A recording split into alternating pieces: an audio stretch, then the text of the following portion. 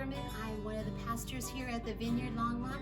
I want to invite you to come and join in celebrating the second Sunday of Advent. I've got the young men here with me today, particularly here Ethan Abels will be leading with me. And I just wanted to invite you into his presence, in the presence of Jesus, the presence of hope was last week, the presence of peace this week.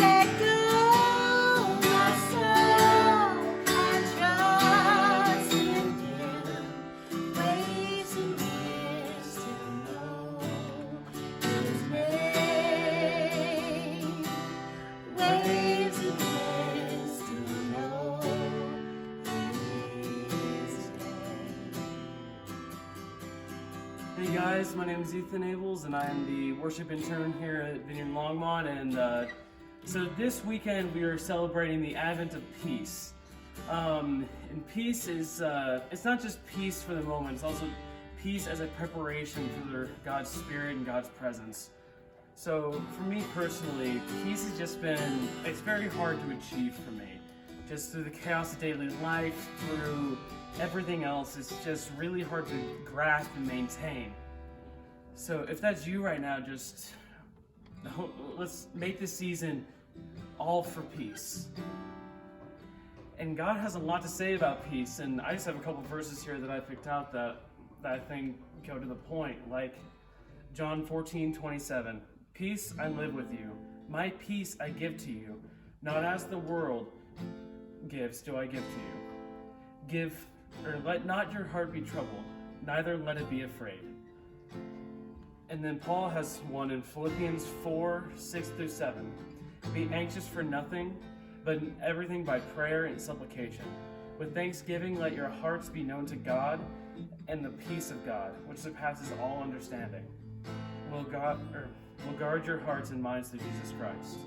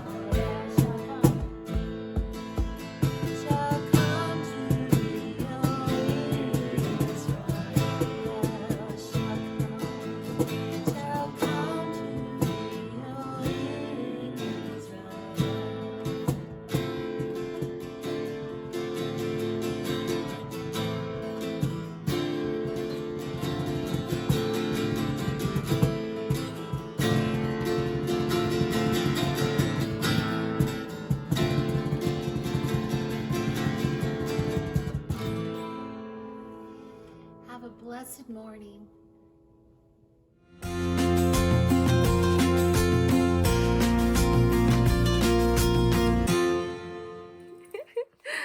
Hey Vineyard family, I'm Robin and this is Daisy Girl, and we would love to give you a warm welcome and say hello.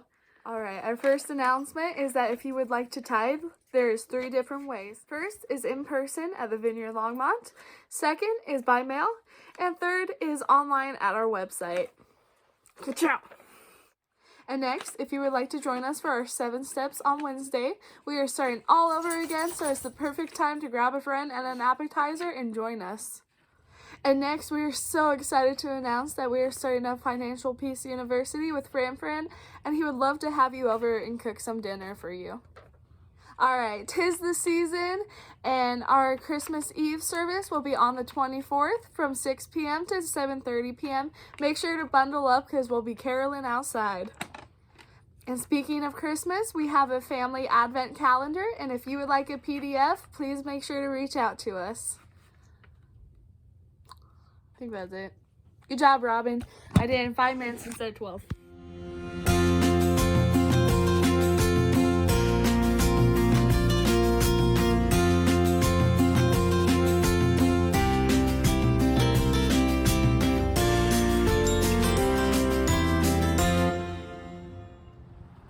Morning, Vineyard. Welcome to week 9 of our 2-year Bible reading project. We finished the book of Numbers, chapters 20 through 36. We're going to focus on chapters 22 through 24, which tell a very interesting story of a man named Balaam, who was hired by the neighboring peoples of Israel to put a curse on Israel so that they could be defeated.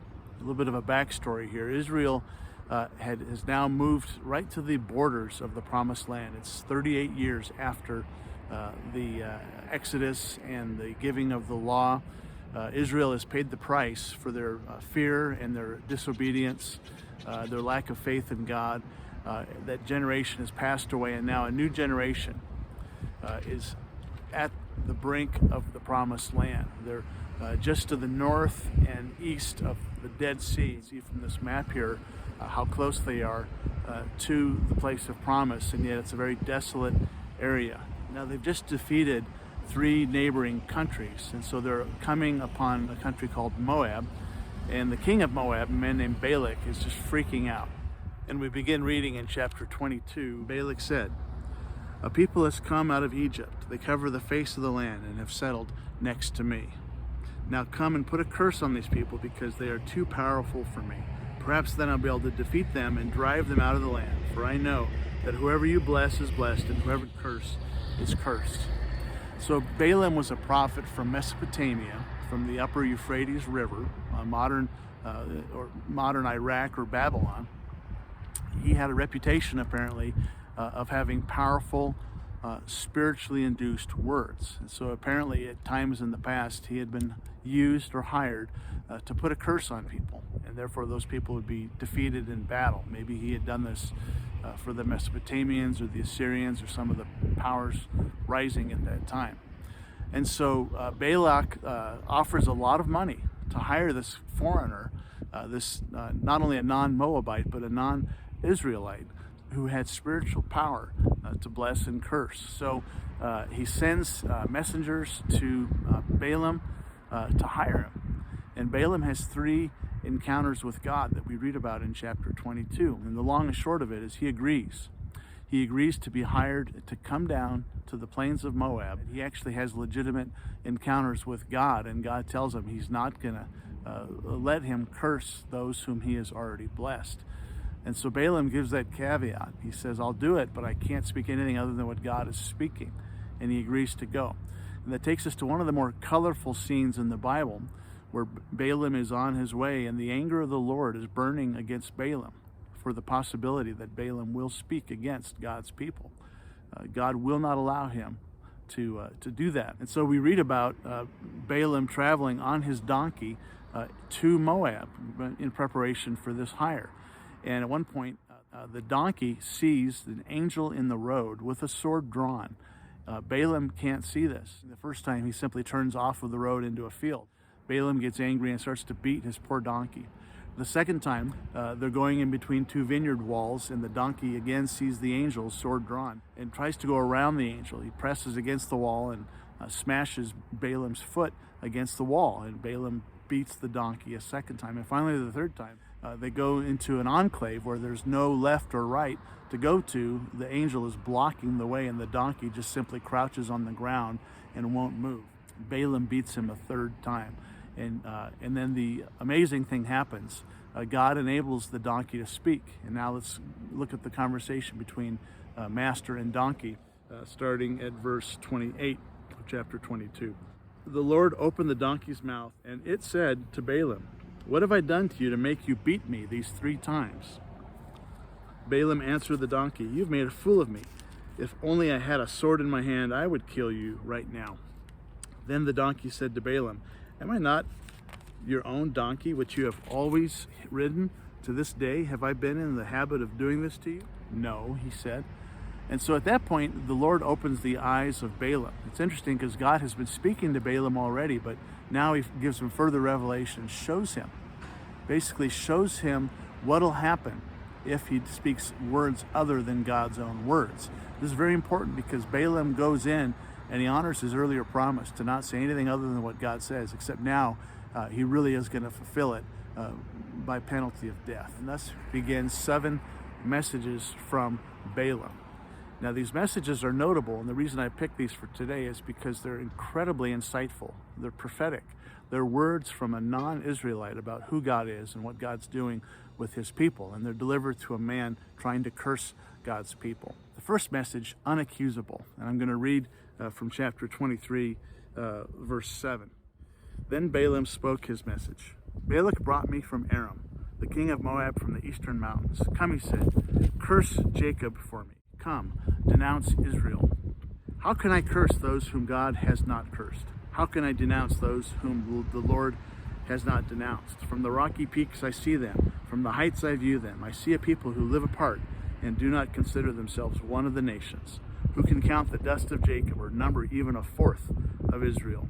Let me die the death of the righteous. Let my final end be like theirs." And so we see Balaam quoting the words of God from other passages, that they're numbered like the sand on the shore, that they're uncursable. We even see Balaam wishing he could be among their number, wishing that his end could be the same as theirs. The enemy cannot curse whom God has blessed. So Balak tries again. He's very persistent. He takes the seer Balaam, who's literally repeating the words of God to him, to another place, and thinks maybe here I can get him to curse the Israelites. And so now we have the second message of Balaam, the message about God being with his people.